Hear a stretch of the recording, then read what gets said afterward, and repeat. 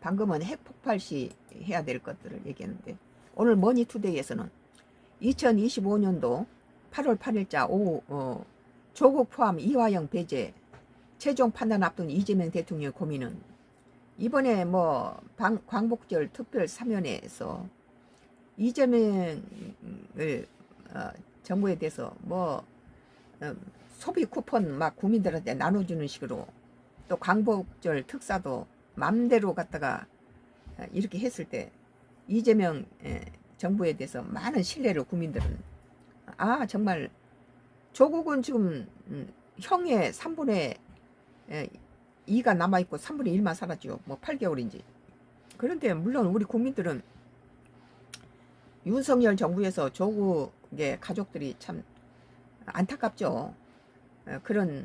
그렇지만 또 내용을 들여다보면은 많은 국민들이 자녀들의 부모의 그런 덕에 뭐 학교를 뭐 들어가고 여러 가지 이득을 봤다면은, 이것은 국민들한테 여러 가지 권력이 없는 다른 일반 국민들은 이런 것에 대해서 용납하지 않는다는 거예요. 물론 윤석열 정부에서 조국한테 심각한 그런 막 집중적인 포화를 던졌죠. 그 아내부터 또 조국과 또 자녀들까지 참 안타깝긴 하지만, 조국보다 더 심각한 것은 이화영이죠. 8일로 광복절을 앞두고 이재명 대통령이 취임 후 첫 사면 대상자에서 이화영 전 경기도 평화부지사를 제외할 것으로 알려져 그 배경에 관심이 모인다. 8일 정치권 법조계에 따르면 이 전 부지사는 이전 대통령의 측근으로 꼽히는 인물로 쌍방울 대북 송금 등의 사건으로 구속 기소돼 올해 대법원에서 징역 7년 8개월형을 확정받았다. 이 때문에 이번 사면 명단에 조국혁신당 대표와 이전 부지사 이름이 포함됐는지 여부가 정치권의 최대 관심사였다.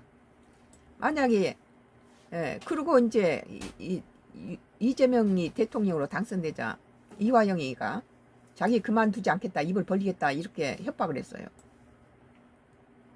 여기에서 그 현 정부가 이화영이를 풀어준다면은 그 말은 그대로 협박에 의해서 자기 허물을 덮기 위해서 그랬다. 물론 대통령이 된 지금 이 상황에서 뭐 내란 반란을 일으키지 아니면은 헌법 84조에 의해서 이재명 대통령은 모든 범죄 행위에서 벗어날 수 있는 거죠 지금. 그렇지만 8일 정치권과 법조계에서